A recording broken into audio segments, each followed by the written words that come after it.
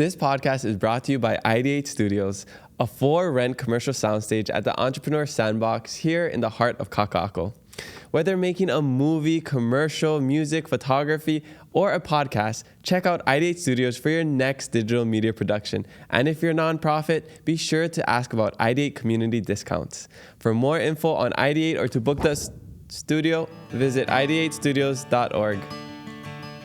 Aloha, everybody. Welcome to the Hawaiiverse podcast, a podcast that supports local by saying janken po instead of rock, paper, scissors. I'm your host, Kamaka Diaz, and you'd all lose if you played me at that. Guarantee. Before we introduce our guest, I just want to remind you to check out my Patreon at patreon.com/kamakadias if you love this podcast and want to support us. Huge mahalo to my new Patreon supporters, Ricky McManus and Micah Au Haupu. They are getting exclusive behind-the-scenes access to my life and the podcast and helping me choose our new logo for the new podcast name. If you haven't heard already, we will be changing the name of the podcast soon, so follow along on Instagram, TikTok, and my Patreon to see updates. Okay, let's introduce our aloha-filled guest today.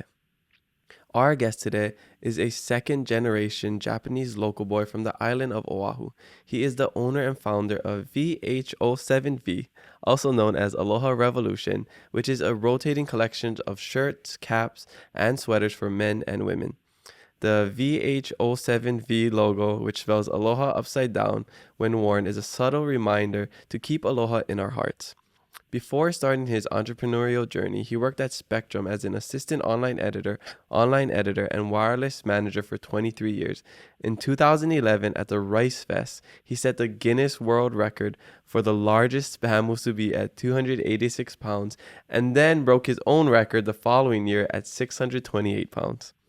He also has another record, which I'm sure we'll talk about today. He is a guy who always keeps aloha in his heart. His name is Ed Sugimoto. Aloha, Ed. Welcome to the podcast here at Ideate Studios. How's it? Thanks for having me. Wow, Yes. That was a research-filled introduction. I love it. The power of Google and social media. Yeah. Yeah, so it's cool that you're here. We connected during my race to 50K, which I'm wearing the shirt today, if anybody can see it. That was in 2021. Yep. 2020. 2020. Yep. Yeah, wow, time flies. Yeah. 2020, and I was doing my thing where I was paying off my student loans, and then you reached out to me about having some sort of collaboration, like maybe I could go to the store and you can sell some shirts and some of the profits will go to my race to 50K. Yep. I actually finished before we could actually do that, and then later on, in the end of 2020, I just went and met you. You gave me some free merch. It was really cool, and that's how I first connected. For sure, yeah. And then we just been kind of keeping in touch ever since. Mm-hmm. Yeah, I saw you on the news and I was like, I want to give that guy a job, help him get his 50K. And then, Yes. but you already reached the goal. So Yeah, well, mahalo for the thought. And I know you do a lot of collaboration work with different businesses and everything. So we'll talk about all of that. But before we get into all of that, I got to know where you from, where you grad, and what was it like growing up? where from, I grew up all over the place, Salt Lake, Pensacola, Kahala, Hawaii Kai, and then I grad from Kaiser High School. Yep. Kaiser grads. Kaiser grad. And then what was it like growing up? Just mostly sports, baseball, karate, basketball, things like that. Kept me busy Yeah. all the time. Well, what was your favorite? What were you the best at? Probably baseball at the Baseball. time. Yeah, and I know you have some athletes that rock your merch, and that's really cool. I guess you have that sports background, you're into sports, so it's cool to see these professional athletes wear it, right? It's crazy, yeah. And especially the local boys, like they're making their mark in the big leagues and basketball and things like that. So we're excited to support them, and we're excited that they actually want to wear our stuff. Yeah, like any local boy, did you have these big dreams of playing in college, playing professionally? I wanted to be a pro baseball player at one point and then a pro basketball player at another point. But unfortunately, I was a little small growing up. And then I had a big heart, but my athletic skills weren't up to par with everybody else, I guess. Yeah, Yeah, but are you a big sports fan? Do you watch it pretty religiously? Mostly baseball is my favorite sport to watch. I like live, especially UH Go Bulls, and then major leagues, and then I actually saw a game in Japan too. That was exciting. Oh, awesome. They go crazy over there. Yeah. So sports, and then were you into any like graphic design type of work? Were you always creative? I was more on the marketing side, so more thought process things. I like to draw just for fun, not really professionally or anything like that. But I always had like I always like to think outside of the box, like they say. So Yes, I always definitely. had that side of Or me. upside down the box. Yeah. The box, looking at the box Like upside down. Okay, so after graduating high school, what did you do? So I went to the University of Hawaii, did a bunch of classes there. I wrote for the school paper, Kaleo. I wrote like a web and internet related column called Worldwide Ed, talk about technology and things like that. And then I graduated with new media technology in the communications department. After about 5.5 years, and then I went to Spectrum straight after. Wow, we that. almost have a similar path. I graduated from Kaiser. I only went there 1 year though. Oh, really? And then majored in communications and graduated in 5 years. Oh, nice. From Nice. UH Manoa in We're communications. And we're both Japanese, so That's right. yeah. Oh, yeah. Awesome. Yeah, my middle name is Sonoda, which is my grandpa's last name. Okay. So I have DS only because my dad he didn't have a relationship with his father. So he was adopted by my grandma's husband at that time. Okay. DS. So that's why I'm a DS. Oh, Portuguese. Nice. Okay. Yeah, but my last name should actually be Sonoda. So I know there's a wow. temple in Japan. I haven't been there yet, but hopefully I'll get there one day. We'll go together. Yeah, that'd be cool. How often do you travel to Japan? I go at least once or twice a year. Now for business, I'm going a lot more. Like this year, we have 3 trips, and I already went once earlier this year too. Oh, awesome. So I love it there. Yeah. What kind of things do you do there? We're looking for screen printers. We're doing pop-up events. We meet friends or business people, things like that. So. Are you equally as popular in Japan?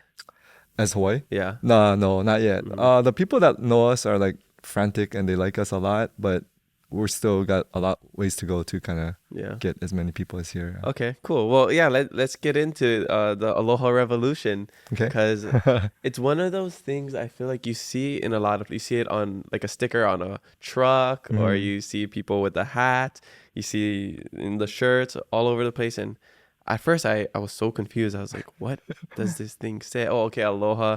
And I kind of think of how people use the calculator. And they try to write stuff out with numbers. Right. And I was like, okay, maybe similar to that. But then I found out, I don't know, through you or maybe just looking it up, that the meaning of it is when you look down, you see aloha, and it goes from left to right because it's a reminder to keep aloha in your heart. Yeah. Yeah. So how did you come up with that? Such an interesting, unique concept. Thank you. Yeah. So I had a blog actually on this advertiser. I was writing for them for a hobby on the side, and then it kind of came up in conversation. I was like, that would make a cool shirt. I'll try to print a little bit up just to kind of give away to the readers as a prize or just like a giveaway. And then people starting to ask for like to buy it. And I was like, oh, for real? And then eventually it started growing and growing and growing. I was like, okay, maybe I'll do some more shirts and different colors and things like that. And then eventually it got to the point where it was self-sustaining. So I was like, okay, maybe we have something here and we'll try to go with it. But I still had a full-time job. I was still working at the cable company. And I was like, nice little hobby on the side that kept growing and growing and growing. And at some point, finally last year, I was able to go full-time. Congrats. I love it when people just dive right into it. It's scary, but it's scary. exciting. Jumping off that cliff, trying to figure out how to fly. Yeah, for sure. Yeah. Well, what year was this when you started the Aloha Revolution? 2012, we got the trademark and we started producing the shirts full-time, like a lot. So take me to your process of trying to like start this business and coming up with a design. I'm curious, like where did you get this idea to do the upside down aloha? So I visually had it in my mind of what kind of logo or what kind of font I want to use, and then I just started looking for just fonts out in general. Kind of found something that was similar to what I was thinking about, and then kind of stylized it, and then just ran with it. Just did stickers and shirts in the beginning, and then we just went from there. And were you thinking that people were gonna get confused, like it wouldn't stick? At first, it wasn't a business idea. It was just kind of a giveaway, just a fun thing to do to give away to the readers. And then I liked that it was kind of vague and not straightforward. Like people gotta see it or talk to other people to understand what it is. It's a conversation starter. It's a conversation piece. So I kind of kept it that way for a long time, and then And then I just recently, or a few years later, I kind of just said, okay, I gotta have a name for this. Yeah. Oh, so you didn't even have a name. It was just VH07. Pretty much. Yeah. Or people call it Vol, people Valoha. People call it whatever they want. I kind of liked it that way. And then you're just thinking, this is the Aloha Revolution. Yeah, I that one I researched and I was like, what would be a good name for this? It's a little long, but it kind of encapsulates what it is. Yes, definitely. Me, yeah. Okay. I love it when people turn their passion projects into their full-time career. That's basically what happened with Hawaiiverse and what I'm doing now and what I'm about to do with the podcast. Congratulations. Yes, thank you. Yeah. It's scary. It's a lot of work. It is, I totally understand. Yeah, and Hawaiiverse, our business, the coupon directory, the e-commerce store, we were created to support local businesses, and you're a local businesses, you're a small business. Are you considered a small business or? Yeah. It's just me and my wife and then our employees. Yeah. Because seems like I see your brand a lot. I feel like it's pretty popular. I would like to think so, but I think there's a lot of work still to do. Okay. And we're trying to. There's other brands out there that are popular too, so we're just trying to keep up. So when you started, were you just selling things out of your garage, out of your car, just online? We were out of our trunk pretty much. Okay. I had a small townhouse. We would, how when a townhouse, the garage is not attached to the house, so I'd be lugging one box at a time from my car to my house. I had to do that walk, fold it, and then take it back, and then take the next box. It was and then boxes up to here in our house. And then shipping stuff. Yeah. We had to do it ourselves in the beginning, stand in line with USPS and all that. But then we found a partner that did it for us. Oh, nice. Yeah, so that helped a lot. And then now we brought it back in house, and now we're doing it in the store. Okay, where do you store everything, or where did you store everything, and where do you store everything now? Because you have a lot of product. Stuff. Yeah, you go into your store, and I swear there's like a million hats and shirts. It's a lot. Yeah, it's a lot to manage. But initially we had it in our house, and then we got a small Hawaii self-storage locker we have to drag the ladder to get to the second floor because that's the cheapest one. Wow. And then we grew to a bigger one, their largest one. And then eventually we moved to our current location, which is Maimalo Shopping Center. So we have about 3,000 square feet of space to put our stuff. But eventually the long-term goal is to hopefully maybe buy a small building closer to town and operate out of there. One day. Yeah, that'd be super It's cool. expensive though. Yes, yeah. Rent in Hawaii is just going through the roof. Yeah. It's insane. Yeah. So let me ask you about the shaka in the back. So if you can't see it on this video because it's all the shirts are front facing right now. But in the back on the right side, you have the shaka. And I've gotten asked a couple times like, oh, do you know you have your shirt on backwards? Because I get that sometimes. It's supposed to be on the left side in front. Yeah. So what was the inspiration behind that? I just, like we talked about earlier, I like to think out of the box. And normally things on the back is centered in the middle, right? So I was like, we'll just do something different on the side. And then shaka, of course, is Hawaii, so we're gonna do something like that. So just something different. Yeah. And you did it intentionally so people would be confused.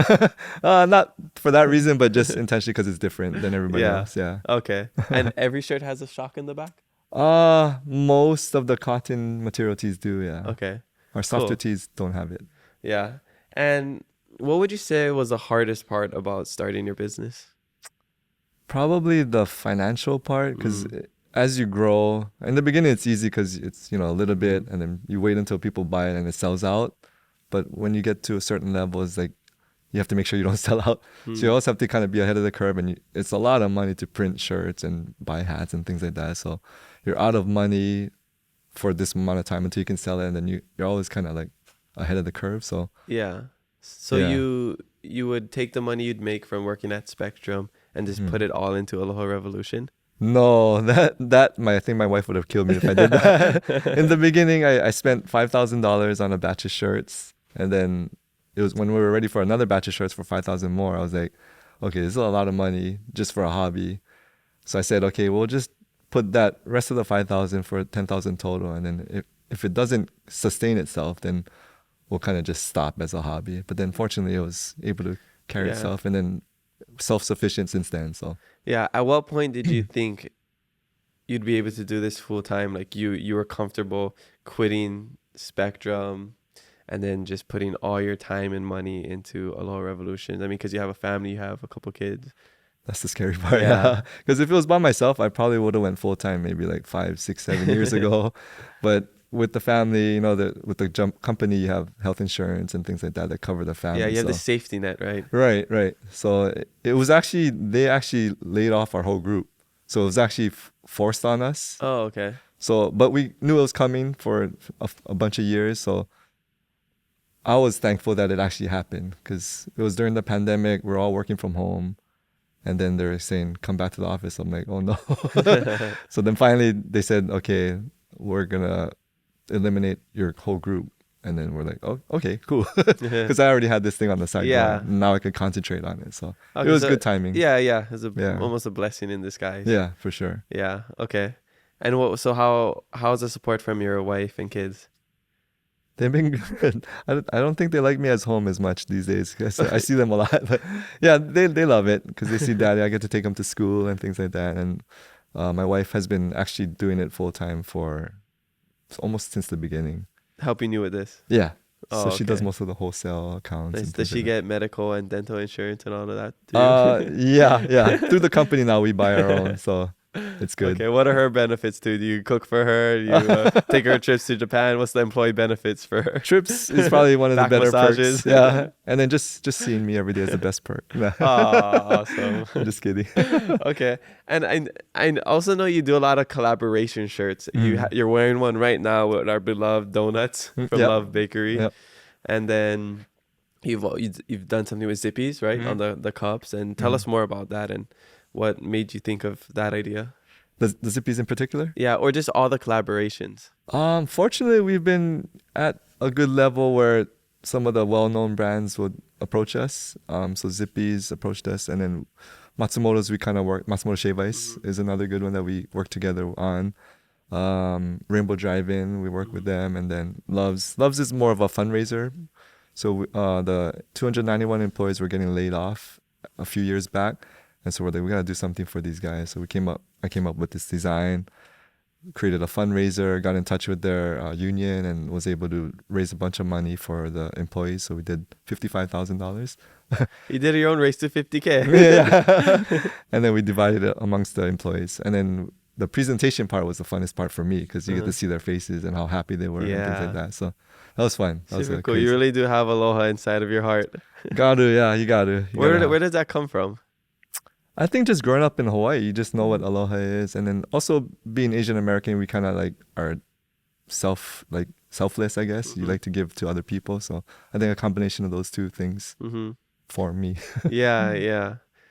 When you were growing up, going to school and living in Hawaii, did you ever feel kind of insecure, out of place at all being in Hawaii during like any time of your life? You know how as Hawaiians, like you don't look Hawaiian, but you're Hawaiian, when you're like full Japanese, you look Japanese, so it's like who you are. Like, that is your identity. Okay. But for mixed people like me, who I'm Japanese, Korean, Portuguese, Hawaiian, Caucasian, it's like, who am I? Yeah. Yeah. So did you ever experience that?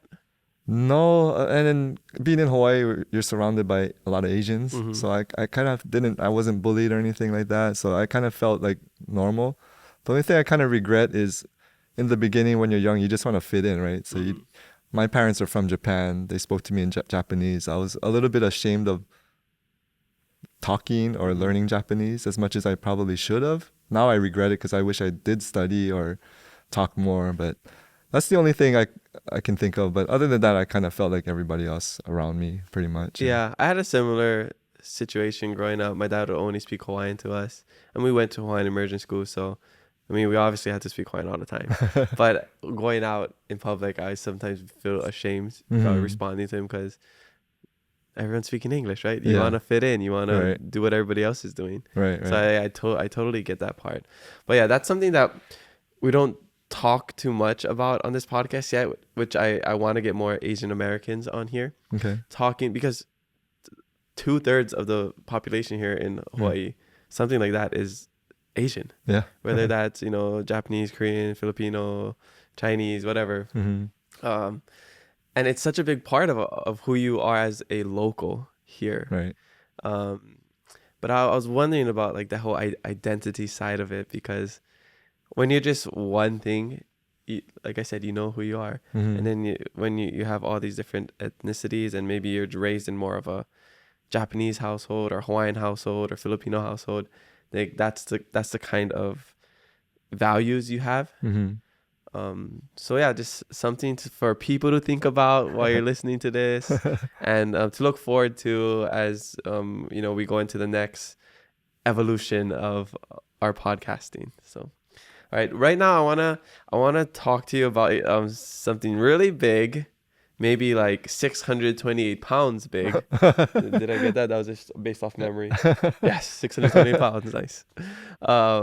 You have Guinness World Records, and I mentioned the Spam Musubi on here, but you also have another one for the world's largest Loco Moco. Yes. Tell us that story, because you're a man filled up with surprises. Well, I run an event called Rice Fest. We had it pre-pandemic. We had it running for more than 10 years. And then we also did one with Noodle Fest. So we did an event that featured our favorite staple in Hawaii, is rice. And it's based in Hawaii? Yeah. Oh, okay. So we had it at Ward most of the time. And then during that event, I'm like, we got to have something interesting besides the vendors and besides everything else. Let's try going for a Guinness World Record. It's not easy. It's like a lot of paperwork and pre weighing and then post event. So we were able to do the Guinness World Record the first time, and then we were like, we can beat that. So we beat our own record the second time. And then we're like, what else is Hawaii known for? Loco Moco.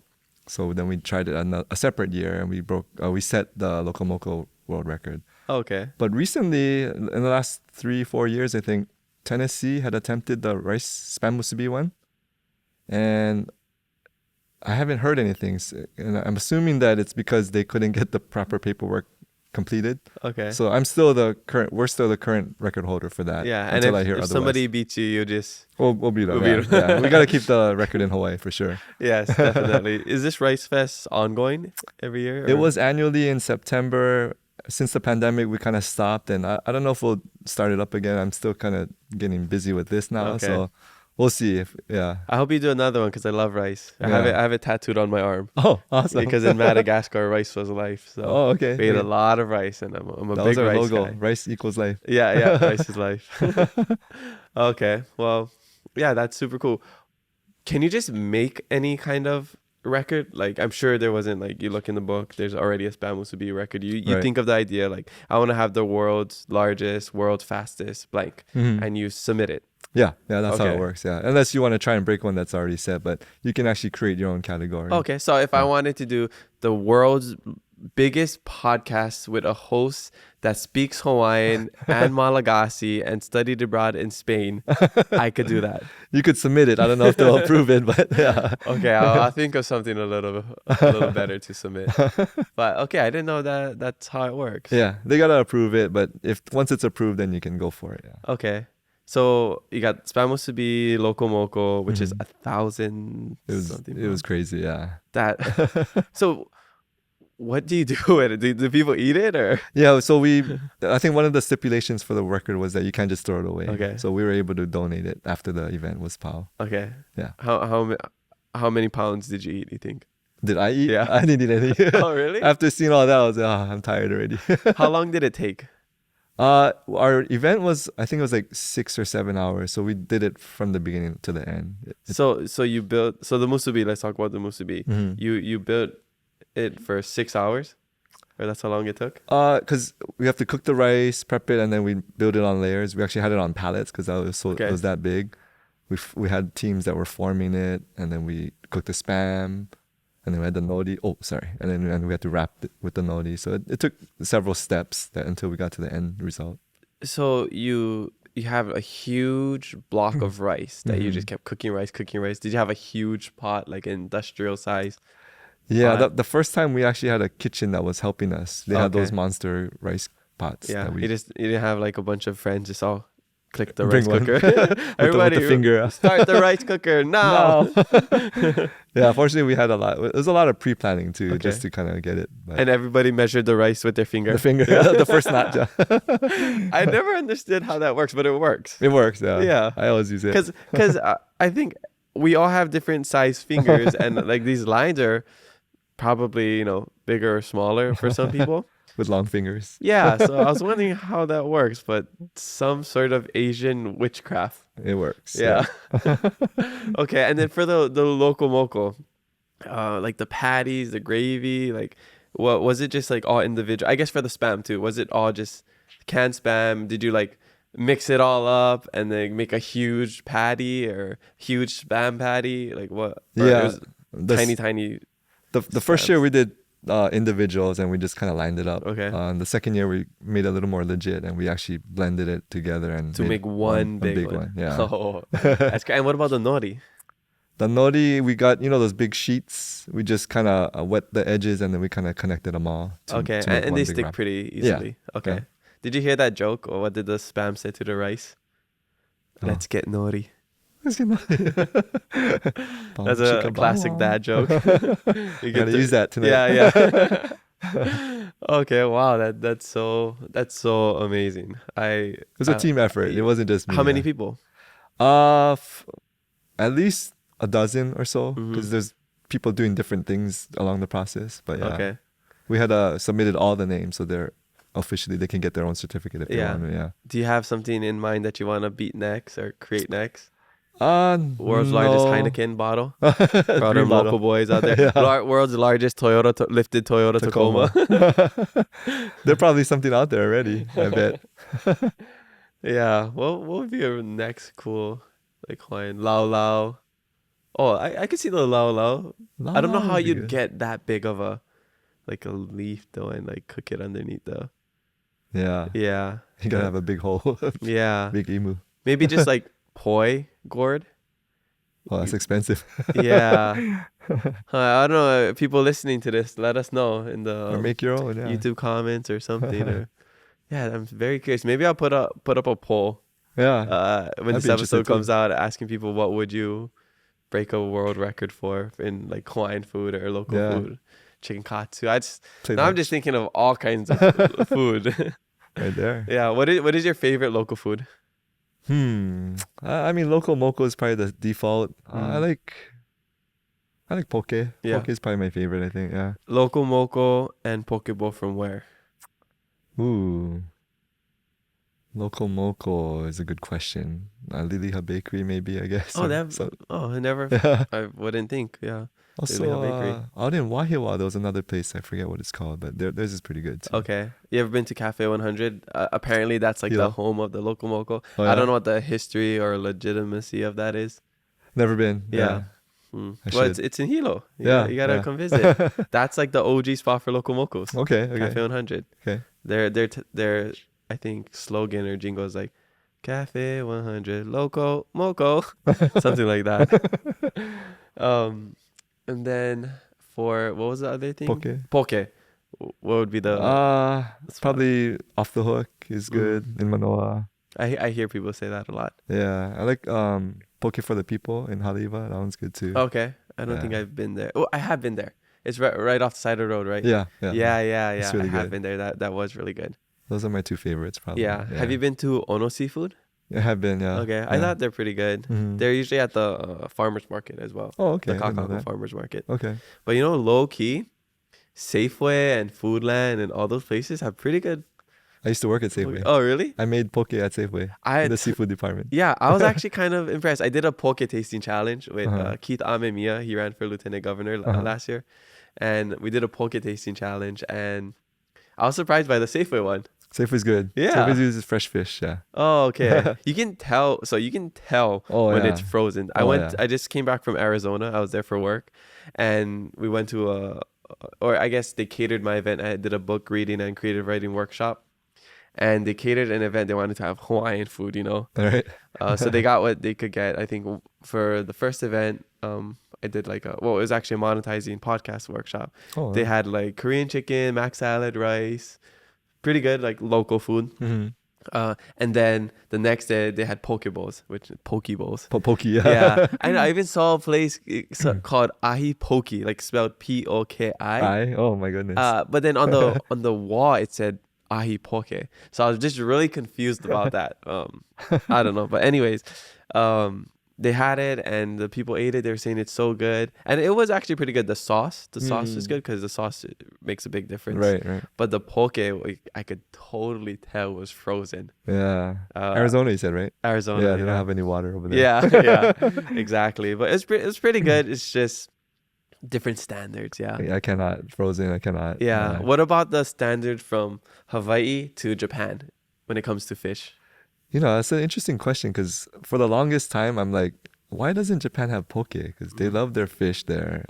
If I started a poke shop there, I bet you it'll blow up. Mm-hmm. But for years now, nobody's done it. And from the people I talk to, they say they don't really like it every day kind of thing because they like their fresh as is, fresh in sashimi style and things like that. They don't like to put a lot of stuff on it. So. I guess they got sushi too. Which is kind of the same. It's like a poke burrito. yeah. But the fish up there is amazing. But I always wondered why poke doesn't take off over there. Because when they come here, they eat it all the time, right? Next business idea. Okay, we can't let this out. Don't steal it. Jordan, cut this part out so they don't steal our idea. Poke in Japan. That we'll call it. How do you speak Japanese a little bit? Mm-hmm. Okay. So poke I think is just like cut, like part or something. How would you say that in Japanese?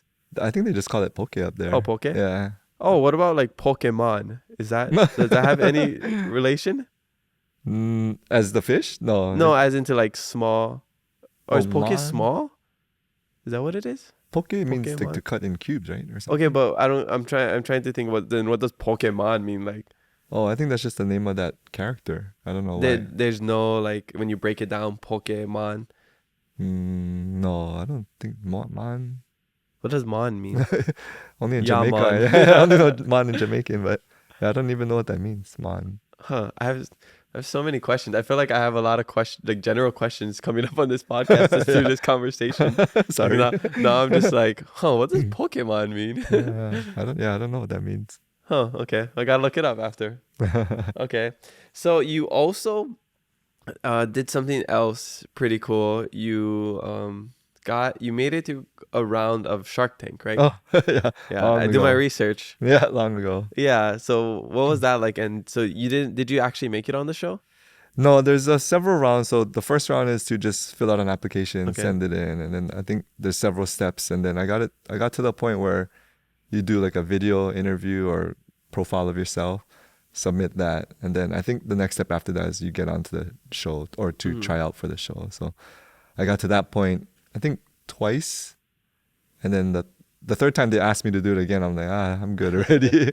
So I was like, yeah. And then at that point, we were big enough where we didn't really need it. So we're like, we're good for now. I think. Okay. Yeah. But in the beginning, it would have been nice to get that help.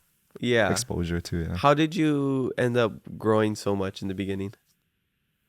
It's just word of mouth. Even to this day, we don't do any advertising or anything. So just people talk to each other about kind of thing. Yeah. So we've been lucky. We've been fortunate about that. And then social media. Social media helps a lot too. Yeah. So we do marketing. But when did you say you started again? 2012? 2012, yeah. Okay, because that was still kind of in the early stages of social media. Yeah. So yeah, a lot of it was Facebook. really just like Facebook, word of mouth. You know what I did in the beginning, which is kind of not legal. Well, it's legal, but when my friends would send me a picture of them wearing the shirt, I would tag them. So then their friends would see it, right? So I got to the point where I'm tagging like everybody who's involved, and then their friends are getting it. So I think that helped. In the beginning. I think that's legal on Facebook. You're talking Facebook, about yeah, because Facebook you can tag anybody. Yeah. Okay, and you didn't have to know their like username. It's just a regular name. I felt like I was kind of being a little annoying at one point, but I'm like, I gotta get out there. And then you were tagging them from your personal account, or you had an Aloha Revolution account? I had one, but I think you can only tag from your personal, I think. So I was just doing it from that account. You're like, who is Ed Sugimoto tagging me? Who's this guy? But it Hey, worked in the beginning. You gotta do what you gotta do. I mean, guerrilla marketing. Yeah. Especially when you have such a small budget. We've done a lot of that for Hawaiiverse. Have you done anything like out of the box like that? Anything else to advertise your business or I think the other thing that helped us was getting it onto like the celebrities and the people, the well-known people. And what, you just DM them or email some them? Of them I'll DM. Some of them we kind of had friends who knew them. Oh, kind of thing, and it went that way. So, yeah. And who's the biggest celebrity that has worn your Probably Luka Doncic, the Oh NBA yeah, star. I saw that. Or Cody Bellinger is another big one. Yeah. Okay. Luka Magic. He's amazing. They just missed the playoffs. Yeah. With Kyrie Irving, they have such a good team, and I don't. It's weird. I don't know how much you keep up with basketball, but sports in general, it's crazy when you have this. You kind of form this super team. You have these all stars come on a team, and it just doesn't work out, right? Yeah. The Lakers last year, right? Lakers, yes, yeah. Do you have a basketball team? I like the Orlando Magic from a while back, but they've been kind of junk, so I kind of stopped following. Yeah, maybe in a couple years they always had like the best draft picks, like Shaq. Yeah, Penny. Exactly. I guess they get rid of them. Tracy McGrady was crazy, those scenes. Yeah, and now they have some good young people. Cole Anthony, Paulo Banchero. So but you follow a lot. I follow basketball, football. Baseball's probably the one sport I follow the least. I know all the players. Okay. Just because I like to keep in the loop with all that stuff. So I know who Cody Bellinger is, and then Shohei Ohtani. That guy's crazy. He's nuts. Yeah. I gotta meet him one day. Yeah, hopefully. So I know them. Baseball's a little slow for me. Okay, that's what everyone says. Yeah, that's what I like about it. Because you can drink your beer, watch it, take your time. Yeah, it's kind of similar to golf, where you're kind of just with your friends drinking, whatever. And it's probably the one sport I've never played. Okay. I've only played it once in Madagascar. It's like a softball tournament that people asked me to play in with like some expats. Oh wow! And we played. We actually won the tournament. I actually had the game-winning hit. Oh wow! Yeah, you see this scar right here on my right forearm? That's from we played in this tournament in Madagascar. We had some Malagasy people and mixed with American and international people. So I was playing on the expat team. And the first game, they put me outfield because I never played baseball. But I played receiver in football and whatever. And I'm athletic enough to do things. So they put me on the outfield. The first inning, somebody hits it. It goes all the way it's about to go out of like the just track field. I just run and I jump super high and I catch it. They're like, what the heck? And then a couple innings later, they hit again and I sprint. It was a foul ball and I sprint super fast forward and I dive and I catch it, but I scratch up my arm over here, and then I have a big like circle scar on my hip from that catch. So I was bleeding the whole time, and then we were tied at the last inning, and I was the final guy to hit, so I hit it and somebody ran home and I got the MVP. Oh wow. My first time, yeah. But it was softball, so. What kind of field was this? It's like concrete or something? Well, it was like a track field, but it's like very hard dirt and like so there's like grass but patches of dirt. Okay. So I got cut up a little bit. Yeah. But that was my one experience with like baseball, softball. And you gotta play more now. Yeah, and I love this scar because it reminds me of that. It's like my trophy from that time. MVP. Yeah, but baseball, that's a hard sport. I don't think I could even hit the ball. One, I'd be scared because it's coming so fast at you. I'd probably just want to stay on the outfield and try to catch it because I feel like I'd enjoy that. Right. But there's so much strategy with baseball. I love it. Yeah. Like, think about so many things. I watched the movie Moneyball, was it? Brad Pitt. Yeah, Moneyball. And then I got to learn about like more strategies and stuff. That was interesting. Yeah. But now they have the countdown clock, right? The pitch count. Yeah. I don't like that. Well, not the pitch count, but it's like a pitch clock where you have like couple seconds until you throw it. You don't like it, you said? Yeah, I mean, I don't really like it. I like just the natural flow of things, but people complain it's so long. It takes so long. That's why they enforced it, I think. But I saw a clip on Instagram a couple months ago where Giannis Antetokounmpo, the basketball player, he used to have a very long pre-free throw routine, right? And they compared it to a pitcher. Well, actually, no, I'm thinking of two different things, but I think that was a separate one because it showed that he took a long time. And then there was one of somebody hitting a home run and like an infield home run. And then somebody else, I don't know what player it was, about to throw a pitch and it took so long. Oh yeah. It was like a couple minutes. It was God. maybe like 2 or 3 minutes. And this guy hit an infield home run like 6 times before the guy threw his first pitch. Jeez. So that was an example of like why people wanted the pitch clock. But I guess as a baseball fan, like traditional purist, yeah, I can see how it just feels different and weird to me. Yeah. Yes, definitely. Okay. Well, we have a little bit more to get into, but I want to take a shishi break right now. Okay. Give a shout out to our sponsor Shaka Tea, always providing the shishi for me for these episodes. I'm still not sure if I'm allowed to say it like that.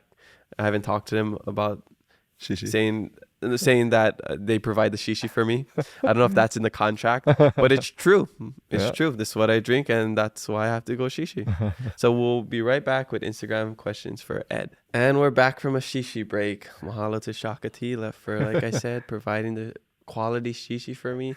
Their mamaki tea. I don't know what it is. I swear, ever since they started sponsoring the podcast, I've been having to go to the bathroom more. It's just pure mamaki tea. Good I don't quality know shishi. Yeah, quality shishi. So make sure you guys check them out. Get some quality shishi from Shaka Tea, located at all your popular superstores. I hope they don't see this part. they're gonna tell me, Kamako, stop saying shishi. Yeah, maybe you can brand it a little bit better. We don't want to be known as the shishi drink. Actually, I feel like that would be a pretty good idea too. It's out of the box, right? Yeah. Okay. All right. So this is the Be Aloha You Wish to See in the World Instagram questions, sponsored by Shaka Tea. Okay. First question comes from Ninja Cha Cha. This person says, how long does it take Ed to record a reel? From his media friend Shivani. Oh, okay. Hey, Shivani. It's actually pretty quick. The longest part is to think of like what you're gonna do, and at that point it's just record, change the shirt, record. Yeah, it's just pretty boom, boom, boom, and then the editing takes a little while too. Yeah, because you gotta be very precise, right, for these like effects. And if you don't know what I'm talking about, just go to Aloha Revolution. Well, I guess you have to search VH07. Yeah.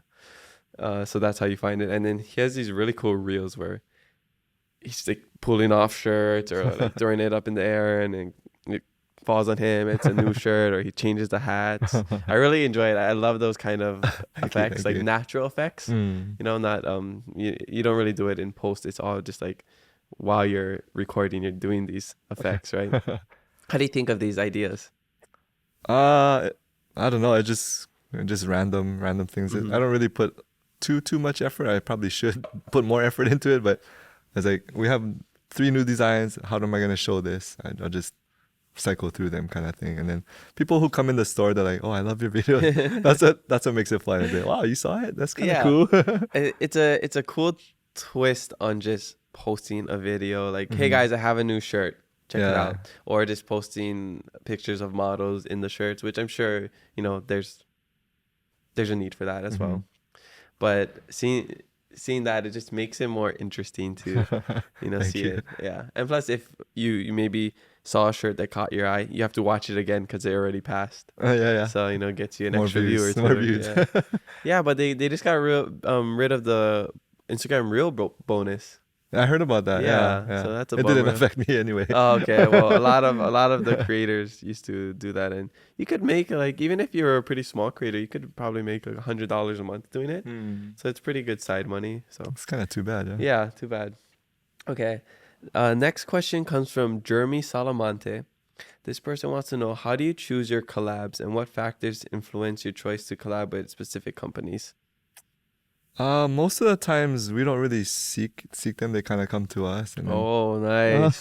So most big of the time. Now, yeah. No. Awesome. We're That's just amazing. I'm so happy to hear that. Thank you. Yeah, we're just kind of keeping busy trying to stay afloat in our own stuff. But when an interesting pitch comes to us, we're like, oh yeah, we like that. First of all, we have to like the brand. We have to connect and feel them, and then having the big name on their side helps too, because they can help promote it and things like that. Yes, so it's mutually beneficial. Yeah, the Matsumoto Shave Ice one was awesome because they also sell it in their store. Oh, still to this day? I think so, yeah. Okay. So nice. even if they don't come to our shop, at least we'll be seen at their shop, which is hugely popular. Yes, definitely. Yeah, There's so, always a long line yeah. when Yeah. you go to the North Shore.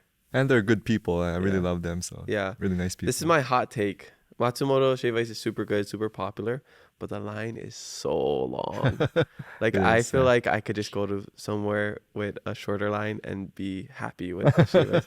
Because people do Shave Ice pretty good these Yeah, days. yeah. Or, in Hilo we say I shave. I the correct shave way. it out.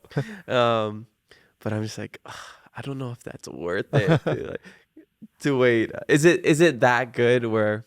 I think for the visitors, I think Mhm. they want to say, "Oh, I went to Matsumoto Shave Yeah, Ice and yeah. got some." I think that's more what it of is. what it is. So not so much locals. Locals, I see them in line Yeah. too, but it's Shave Ice. I mean, it's good. I like it. Mhm. Yeah, it's really good. But if you don't want to stay in line, then maybe you'll try Yeah. somewhere else. Yeah. Yeah, I don't know. I'm just like, But every the time I line moves drive fast, I think. It does? Yeah. Okay. I guess I can't talk because I haven't stood in line, but it just looks long and it kind of makes me want to go somewhere else or not even go. But honestly, I'm more of an acai bowl person. Me too. anyways. Yeah. Okay. I like acai bowl. Yeah. Okay. I was just telling you before the podcast, it would be cool to have a collab shirt with the new name of the podcast and your brand because it's kind of similar. So stay tuned for that. Yeah, Maybe stay tuned. We'll, Let us we'll know. do something. Yeah. All right. Next question comes from the same person. What was your main reason for choosing to open up at Omiyage Marketplace, and are you leading its revamp? Leading its revamp. The main reason we were there because I knew the family that owned the whole building. So the initial idea, I was working with their daughter at the time, was to make kind of like a mini shopping center experience kind of thing. Unfortunately, the timing was kind of weird because I signed in the middle of 2020, the pandemic. Mm-hmm. So I was trying to find vendors to open there full time initially, but nobody had staff. People were kind of scared of what's going to be with the pandemic. So I had a hard time finding people. So then I kind of pivoted and started doing pop-up events. So with themes, so like ube, mochi, and things like that. Those became pretty popular, and we've been doing it about once a month, maybe a little less than that. But and then we're popping up in the front currently when there's nobody else in the rest of the space. So. Like I said earlier, eventually we want to get our own place, maybe hopefully a big enough space where we can continue these kind of pop-up events. But full-time 24/7 kind of businesses maybe might be hard at this point. Not 24/7, but just normal hours. Yeah. Yeah. Okay. Cool. Go check them out. It's a cool little shop. Thank you. A nice mural. Yeah. Yeah. Rachel, she's awesome. Yeah. And it's right next to Chunwha Camp. So if you're hungry, just go get some Manapoa, get one plate lunch. Yep. What more can you ask for? All right. Next question. Securing retail space at Navy Exchange is a great accomplishment. Tell us how. Somebody says. They actually approached us. So we were at the Made in Hawaii I'm festival. impressed. We're just a little company just trying to do our best. But yeah, that was a big one because we were at Made in Hawaii and before the show starts on Friday, they have a 2-hour window where buyers come. So one of the years, several years back, they actually came to our booth and said, "Are you interested in being in the Navy Exchange?" And we're like, at first we didn't know how big it was. We're like, "Oh, that's kind of cool. We'll be in a store." And then eventually we learned that, wow, it's a big account. We bring in a lot of stuff every week, and it's a regularly occurring, semi-high volume account. So that keeps my wife pretty busy every week. So Really? that's our only big account right now that and I don't think she can take on much more after that. Yeah. Would you want to be in like the Nordstrom's or Bloomingdale? I don't know if that's a place. TNC Surf. Liberty House. Liberty House. JCPenney. Yeah, JCPenney's, Macy's. I mean, my long-term goal for me is to get it further out. So we want to, like those surf brands in the mainland or like Tilly's and places like that. Yeah. I would like to see if I can try to accomplish something like that to get it more out there. Yeah. Maybe you could see it, some stickers on some surfboards, like Maybe brand sponsors and stuff like that. Yeah. That'd be nice. Cool. Yeah. All right. Last question comes from Matt Chong. He has his own podcast, Lucid Explorers. He's one of my Patreon supporters. He wants to know, have you ever used dreams for artistic inspiration? Not really. No, most of the time I don't even remember what I dreamt about. I don't remember what I just said 5 minutes ago. Yeah. When I wake up, I'm like, I should have a notepad next to the bed though, because when I do wake up with dreams, I should write it down. Yeah. Most of the time, I don't remember what I'm dreaming about. Okay. Yeah, it's just running around, random, doing busy things. What is your everyday routine like from morning to night? Morning, I'll wake up. Sometimes we'll take the kids to school. Then What do we'll you mean check. sometimes you forget to take them to Oh, school? sometimes my wife will Oh, take them. okay, you take turns. Yeah, we'll take turns. If we remember, we drop off the kids at school. Yeah, we'll take turns. And then I guess I'll have breakfast, do social media, and then on Wednesdays we'll have deliveries to NEX, Wednesday mornings. Thursday, Friday, Saturday, Sunday we're at the shop. So Monday, Tuesday is kind of like my either relax time or get stuff done time, which was nice because when you had a full-time job, during the week you don't have any time to do anything. So Monday, Tuesday is kind of like our time to do our own thing or do stuff for the business. Yeah. What about on the weekends? It's no work, just straight. Saturday, relax. Sunday, I'm usually at the shop. Sundays we've been having soccer with the girls and things like that, athletics, volleyball, dance activities, kind of stuff. So Yeah. keeping us busy. Nice. So how do you come up with the inspiration behind these designs? Do you have someone that helps you with it, or it's all you? No, so we do some designs in house, my wife and I, or we'll have some concepts that we're thinking about. If it's like advanced stuff, we have friend contractors that do stuff for us as well. Okay. So it's a mixture of either from us or from other people, but it's mostly our ideas that drive it. Yeah. Okay, cool. And how often do you release a new design? We like to say once a month, but it's kind of random and sporadic.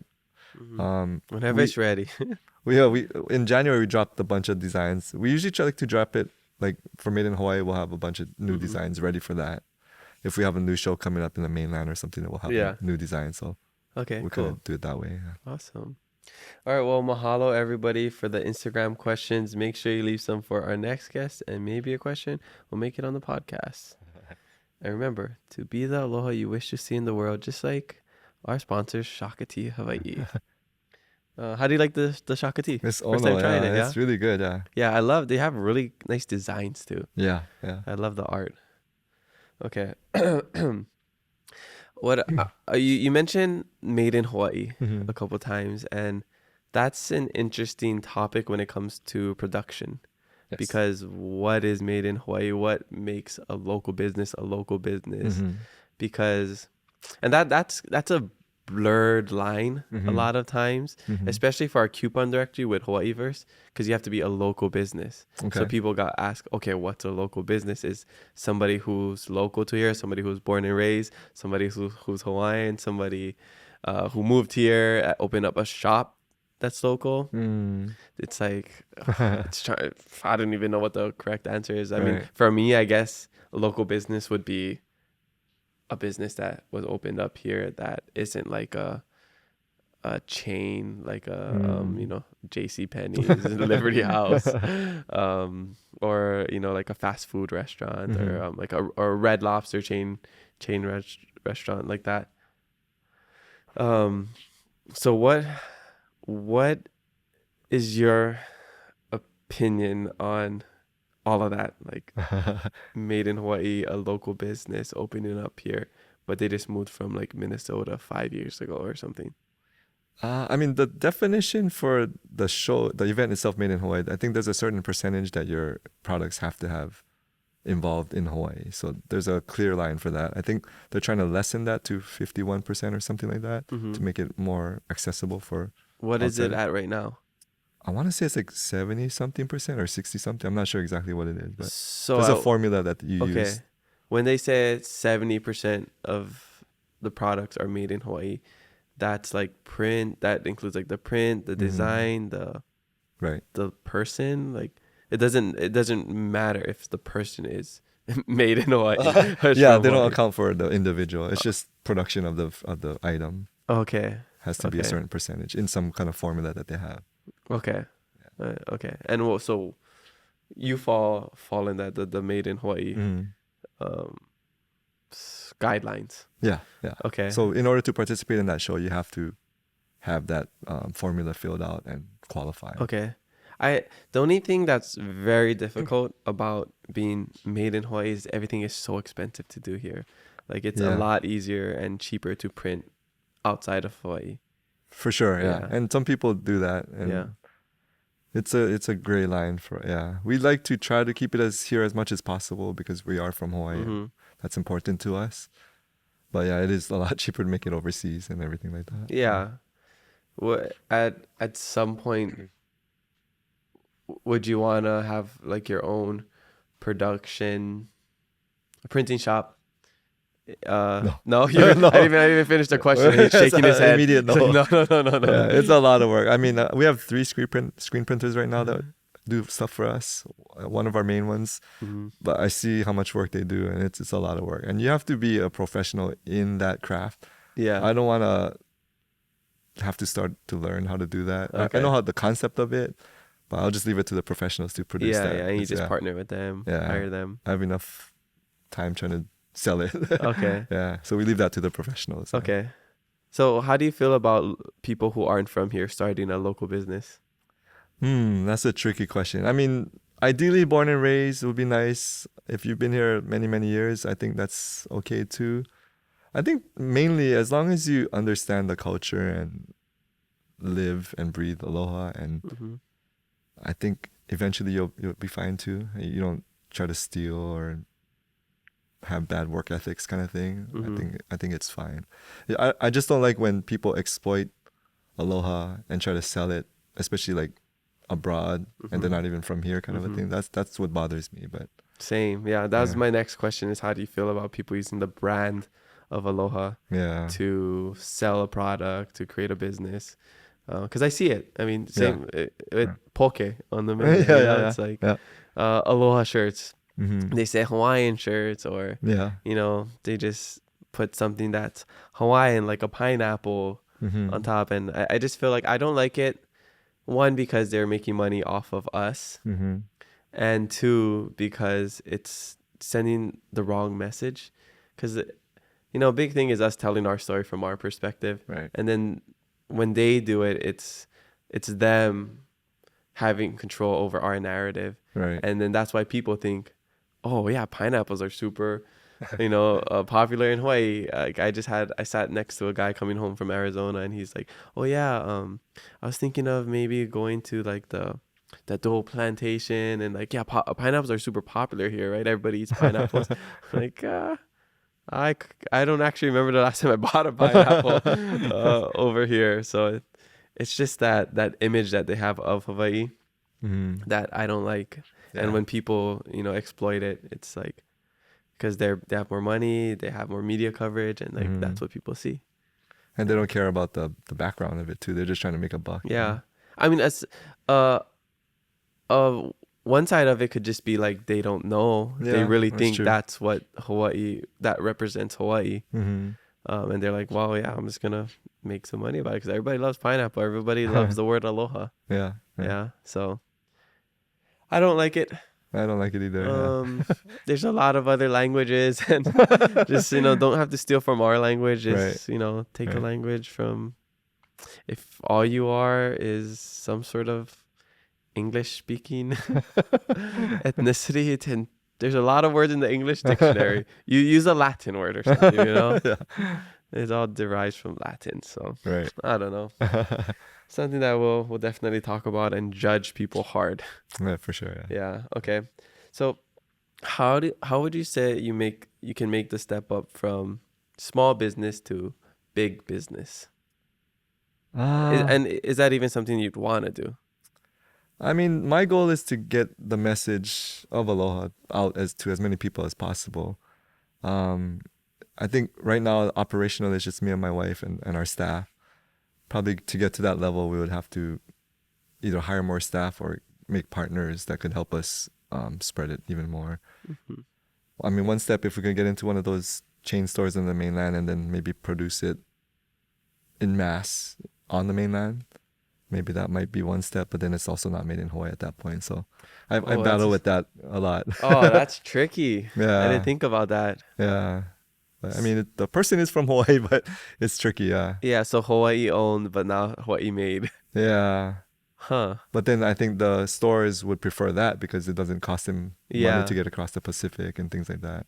Wow, what a conundrum. Yeah. So if you wanted to get bigger, you'd almost have to kind of lose your roots in the sense of like production here. Like it's just not feasible to have or produce that much merchandise in Hawaii. They don't have those kind of facilities here, I think. So somebody got to go and create them. Then I'd support it all the way, yeah. But then you still got to ship it to the mainland or wherever. Japan, and then that's an extra cost, right? Yeah. Oh, that's and tough. Wholesale is so like tight with the margins and everything, so. Yeah. It's hard when we want to support local as much as possible. See, I think the main thing is being conscious of supporting local and just trying your best to support local when you can. Yeah. Because sometimes it's not very convenient or accessible or profitable. Yeah. So sometimes you just have, especially when you have such a tiny budget, right? Yeah. You're more worried about how to afford it than if it's made in Hawaii or something, right? So yeah, it's like all these blanks, they're not made in Hawaii. Yeah. You gotta buy them elsewhere, and everybody has the same problem. Exactly. Yeah. So as long as we do everything after the blank, screen print and everything, then So I think there's a good balance, right? Yeah. That you have to have. Mm-hmm. Do what you can here and then outsource the rest. Yeah. Yeah. Keep the money local as much as possible. Yeah. And that's the main thing, is keeping the money local here in the islands. Yeah.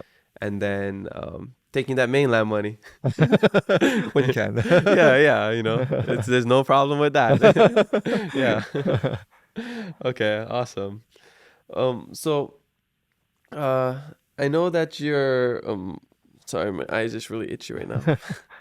I know that you're full Japanese, and being part of the culture here in Hawaii, it's like you're at home. I mean, I'm just you're local over here, but like for people that move here who are of Asian descent, I feel like it's a very easy place to live and move to if you're Asian, rather than if you're a white person from the continent, right? Yeah, I would agree with that for the most part. Yeah. And do you think like people who are not Asian or Polynesian descent that don't fit in it, do you think they'll really ever be accepted here locally? Yeah, here locally. That are not Asian? Yeah, because I feel like Asian is like a special access to our local culture. Yeah, but they also speak differently, and you can tell. Yeah. They call them katonk, right? Yeah, I heard the term fob, which I don't know if is a derogatory term. Fresh off the boat. Yeah. I mean, they had that TV show, Fresh Off the Boat. Right. So I guess you can say that. But yeah, I something I just been thinking about recently, and we talked about a little earlier, is like it's so easy to become a part of the culture here as a Japanese tourist, you know, or like somebody Japanese, because like one, I feel like they're a lot more respectable. I think that's the biggest thing. Yeah. And because we're so mixed, we see them as like part of us anyways, right? And we see them all the time too. We see them all the time. I think you hit on the respect part. I think that's the biggest part, because any culture, if you respect the people here and the culture and how we do things, I think you can fit right in over time. Mm-hmm. A lot of times when they come in, they want to do their own thing, do their own way, and they don't respect the people here already. I think that's where the problem starts. Mm-hmm. I think it's just mostly just respect and understanding. And I think that's the same when we go somewhere else. We got to respect how they do things there and kind of fit in. Mm-hmm. I think that's the biggest part for me. Yeah. And it all stems from aloha.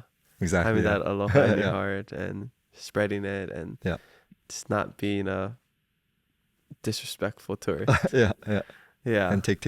Yeah, exactly. Take. But I really do feel like I see I would see people like in Waikiki, like when I go surf, whatever, just cross the road, just I'm like white people, I'm using quotations, fair skinned people, whatever the PC term is, they would just cross the road, not even look both ways, just on their phone or talking to somebody.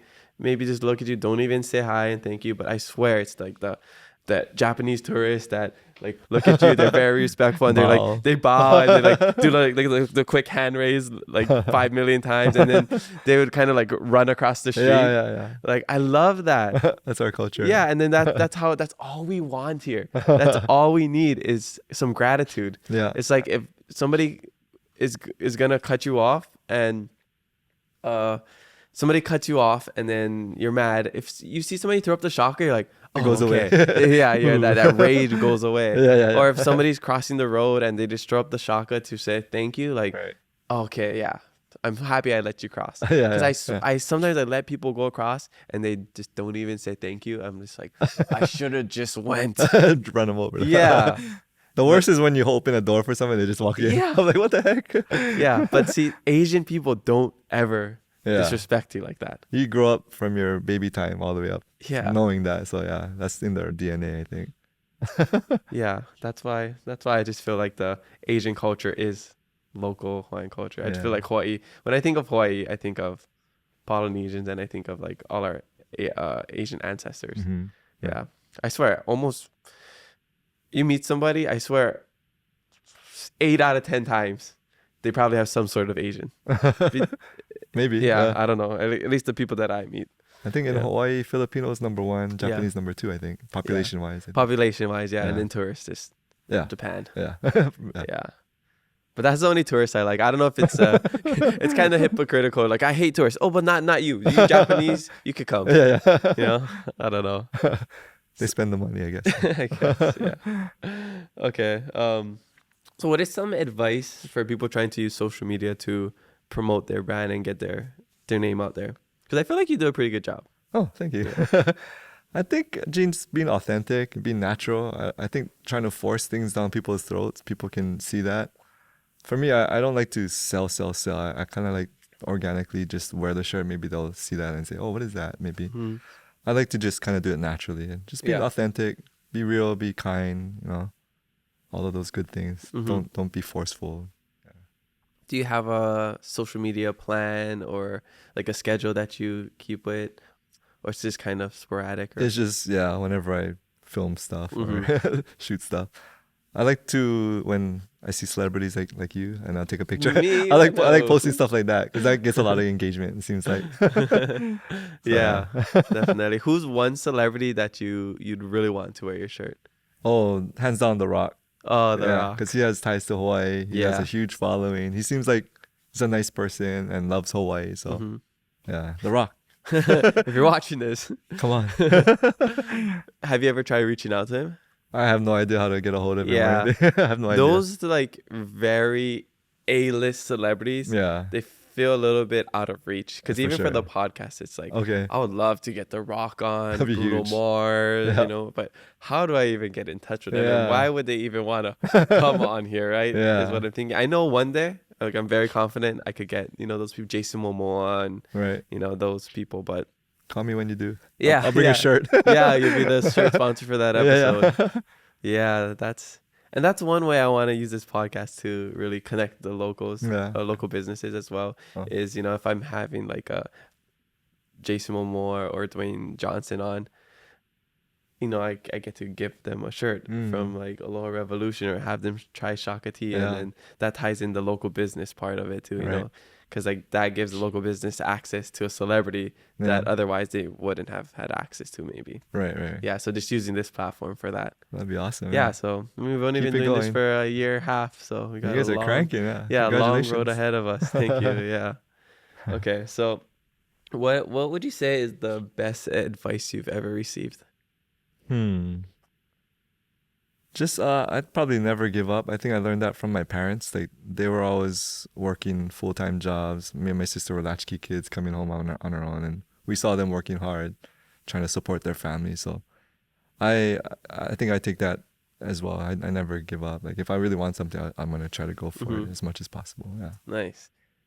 So what would you say to somebody right now who's kind of at the brink of giving up and they don't believe in themselves? They started a shirt company 4 years ago. It's kind of coming to that point where it's like it has to work out now, or I have to go do something else?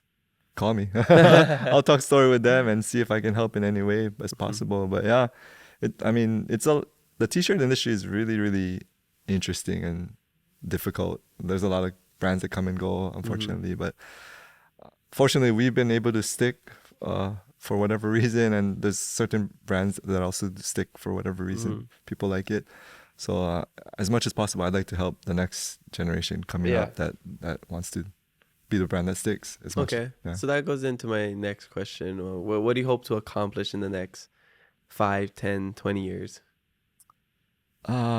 Getting out there more, of course. I think my ultimate goal, not ultimate goal, but one day goal is to affect some country that's impoverished or like a third world country, that I can have an effect for generations to come. Like not just give money, because that may go away or be corrupt and goes to some person, but maybe even like build a apartment building or like a school or something that could affect them for generations to come. That's kind of like my dream at some point down the road.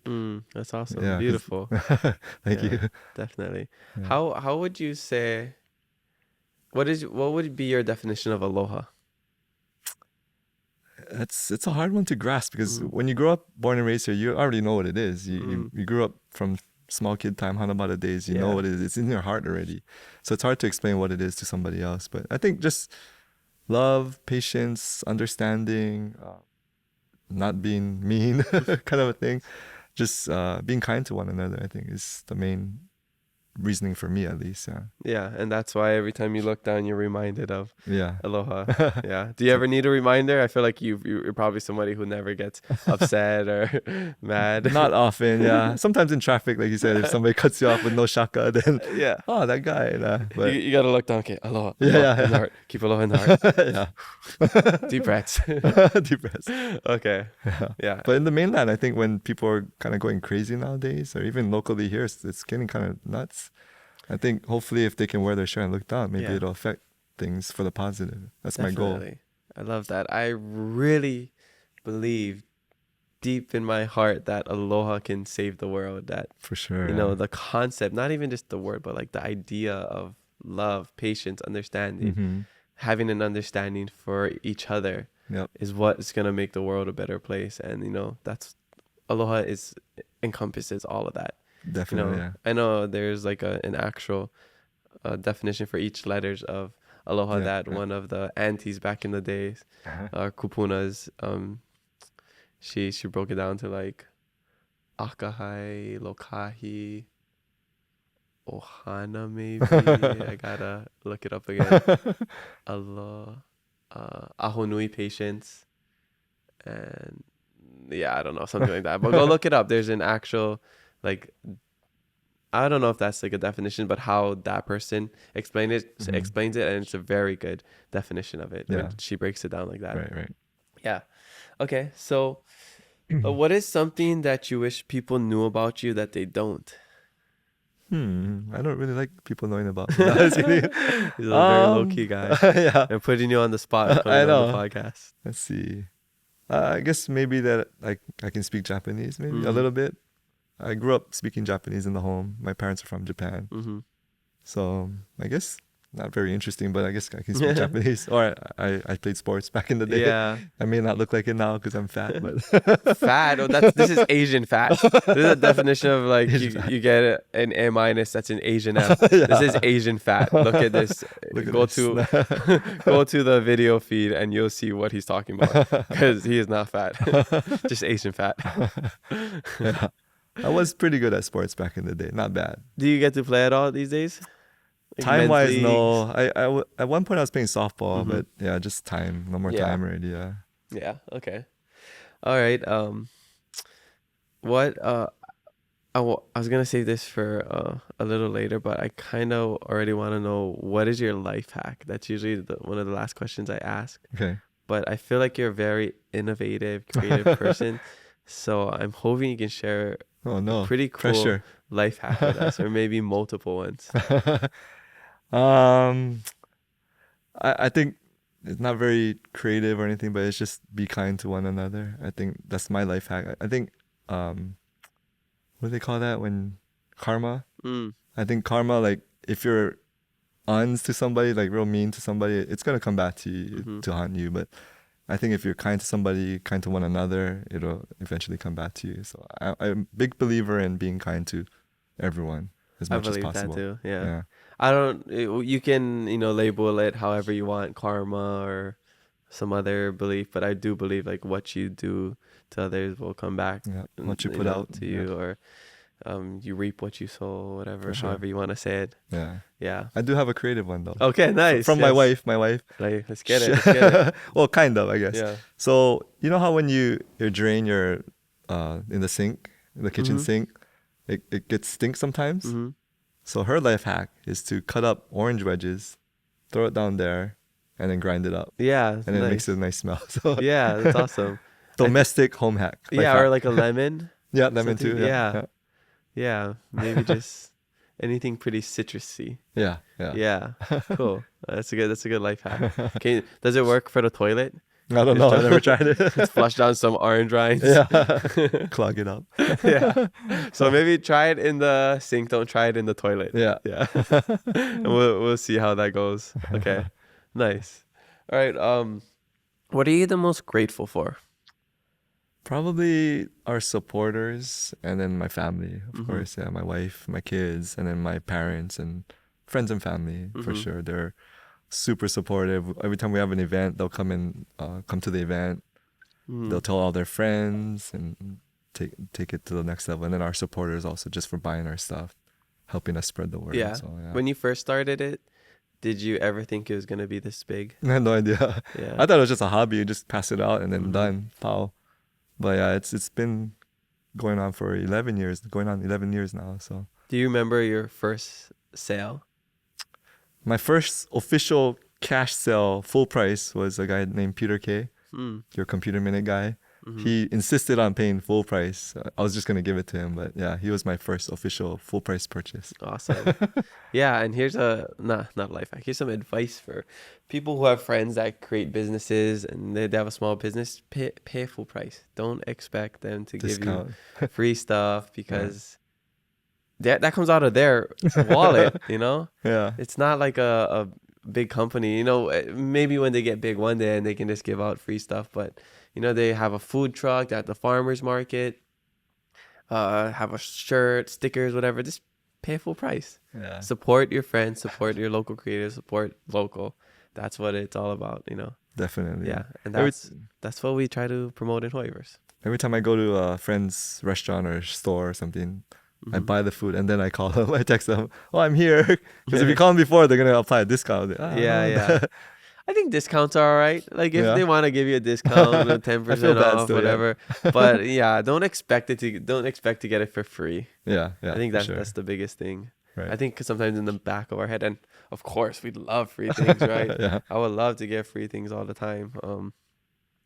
But yeah, in the beginning, especially in the beginning, be there for your friends, for those startup businesses. Yeah. And if you can't afford it, just help them spread the word. Exactly. Yeah. So that's a good question. What is something that people can do that isn't monetary to support your business, support local businesses? Just passing it around, marketing it, reposting, maybe things like that. Tagging. So a lot to do with social media. Yes and no, because a lot of people know people outside of Hawaii or outside of their neighborhoods. So who you know is different from who I know, and then who Jordan knows. So if I can get it into the hands of you and Jordan, then they can spread it to people that I can't reach anyway. So I think it helps that we can help each other. Yes. And I always try to support other brands too, not just mine. Yeah. Just either monetarily or just trying to help spread the word. You don't ever see it as competition? No. Yeah. I some people do, but there's enough room for all of us and more, I think. And the more we can support our other clothing brands, the better for everybody. Cause that's local style. Yeah, sure, all supporting each other, working together. I like to see them grow and flourish and do well. For sure. Because then it indirectly kind of helps us too. So yeah, I know it's a bummer when people see other businesses as competition. I mean, there are certain things that are direct competition, you know. Mm-hmm. Like if somebody starts another podcast and they're talking about the same exact things as we're talking about, then obviously that's competition. But like you said, there's so much room that we can all coexist. Yeah. Yeah. And people are going to like who they're going to like. They might not necessarily like that brand, but they might like ours or vice versa. So yeah, you can't throw shade at another company. To me, I think, you don't take offense if people don't like your because they're never gonna like it. I think if they don't like it to begin with, so hopefully they will, but I can't force them to. Do you ever get negative feedback or like comments? I feel like this is a pretty safe brand. You're not controversial. You're not doing anything to hurt others. So. Right. I think for the most part, since we support local, we give back to our community, things like that. That helps. Once in a while, we'll get somebody saying that it's upside down. They get upset about that. But then when we explain what it is, they're okay with it. That's a them problem. It's not meant for other people. It's meant for yourself. It's like when you look down, it's right side up. So once they get that, then it's fine. Yes. And sometimes it just takes some people time to get it. Yeah. And not even just literally reading it, but the essence of Aloha. Yeah. You know, it's a lot deeper than that. Yeah. Because what it comes down to, I'm just trying to spread Aloha. Yeah. For everybody in Hawaii. Yeah. Yes, I love that. Yeah. The shirt might cost a little bit, but the Aloha is free. Yeah, exactly. Yeah, made in Hawaii, made with Aloha. Yep. Yeah. What is your favorite shirt design or hat design? Probably the logo, because that started it all. That's where it started. It's like an original one. That's the original shirt. Yeah, that style. But the shaka's always popular too. I like that one. Yeah, because that's real Hawaii. Yeah, definitely. But yeah, everything's I like it. It's been fun. Yeah. What are your most popular sales, hats or shirts? They say, I've heard this somewhere, but they say that hats are supposed to outsell your shirts 2-to-1. For us, that's not the case. It's probably like 1-to-1 at this point. Yeah, they equally sell pretty good. Because you're all about balance. Balance. Yeah, that's why. It's purposeful. And not everyone wears hats. More people wear shirts. I think. That's true. Yeah, I only wore hats when I had long hair, so now I don't wear hats when I have short hair. I don't know, it just looks weird. The hair helped fill out the rest of it. You know, right now it's kind of just like a blank canvas, and it's just weird to put. You're gonna show off the handsome face. That's fine. Yeah, I guess. Okay, awesome. So this is actually the last episode of the Hawaiiverse podcast. Oh. Not forever. Just, the name of it. Okay. And, we're really excited to, continue to do exactly what we're doing, just under a new name, which would be called Blank. Oh. You gotta tune into the next episode, which will be our first episode of Blank. Or just, head to my Patreon, and the people there already know they're helping me choose the new logo, and we're prepping for that. But what is one thing that or some sort of feedback that you'd give me for this podcast, or like a question you wish I asked, or something? Asked me? Yeah. Huh. You pretty much covered it on. You knew everything about me more than me, I think. But no, I think you guys are doing awesome. You guys are cranking with awesome guests, good questions, sponsors. What would you like to see more of, I guess? If you could add, this is a little like survey you get after the podcast. Right. What would you like to see more or less of? For me, I think the ones that entice me are like the celebrities, like popular people, because then I'll be like, oh, I want to hear what they have to say. If it's outside of the podcast, maybe it'd be nice to show Hawaii stuff, beaches, food places, things like that. But I don't know if you guys go out and do stuff like that. But yeah, not necessarily. I mean, we have done podcasts in other locations. The only thing is audio. So like if we went to the beach, it would be kind of like the background noise would be a lot. So we'd have to have like really good mics or something. But we do want to have a live podcast with a live audience that'd be at awesome. some point. So I think that would be a variation of that. So that will be coming at some point. I actually meant like going out and like going to a restaurant and talking about their food and things like that. Not necessarily a podcast. Oh, okay. Well, we used to do that with Hawaiiverse. Okay, like Hawaiiverse top 5 spotlights. poke spots or whatever. Yeah, we would. It used to be called Hawaiiverse Spotlight, and we'd go to local businesses. I think I might have mentioned that to you a while ago. And we just go to their shop. It's a professionally done video, and we talk about their product, what they do, tell their story, and it's just very solid, like 5 to 7 minute video. That'll be interesting to me. Yeah. For sure. So that was the first, I guess, iteration of the podcast. It was just basically doing that, and then that phased out, and that's why we started the podcast, Hawaiiverse. Okay. Yeah, and the idea of starting this podcast, Hawaiiverse podcast, was to drive people to our e-commerce store and coupon directory, so they would download it. And maybe we're gonna talk with local businesses. So our first episode of the Hawaiiverse podcast was with a local business, Isademar Bikini Company, and then I eventually just, started to get people I just wanted to talk to, people I was interested in. And a lot of the conversation just started to gravitate towards culture and like Hawaii kind things, because that's my background, right? Right. So it kind of strayed away from our idea of like local businesses. Okay. But that's why I wanted to have you on today, to tie it back to our original concept and mission of supporting local businesses. So thank you. Appreciate it. It's been a fun journey. I'm excited to do a lot more with the podcast with the new name, so we don't have to just kind of stay in Hawaii, but like what you want to do is spread aloha to the rest of the world. Right. So that's kind of my idea with this podcast, is to spread aloha to a lot more places, and not get like pigeonholed into like the Hawaii. People, a lot of times people just stay stuck in Hawaii, right? Right. Or their businesses, or it doesn't go further than the islands. Mm-hmm. Yeah. You got to go further. Yeah. Have you ever kind of gone through that, where it's like, this is really popular in Hawaii, but I don't know if it will speak to others around the world? No, from pretty early on, a lot of people from the mainland were supporting us and buying our stuff. Japan, Canada, places like that. So I kind of knew there was something there. But then, when I started getting full-time into it, then I've been concentrating more on getting out there as much as possible. Okay. I guess it's easy when you have a word like aloha, right? Yeah. People love that word. A lot of people ask what our demographic is, but it's hard to say because kids love to wear our stuff. Mm-hmm. Senior citizens love to wear our stuff. So it's all encompassing, fortunately for us. Yeah. Awesome. Okay. Well, super cool. I got my last fast Fave 5 questions. Okay. It's just rapid fire answers. Okay. Favorite sports game snack?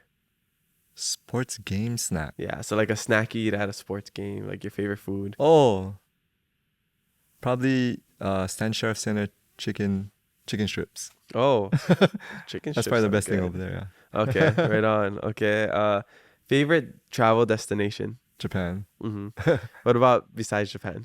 Besides Japan, probably neighbor islands. I like the vibe on Hilo. I loved Hilo, Kauai, Maui. Okay, awesome.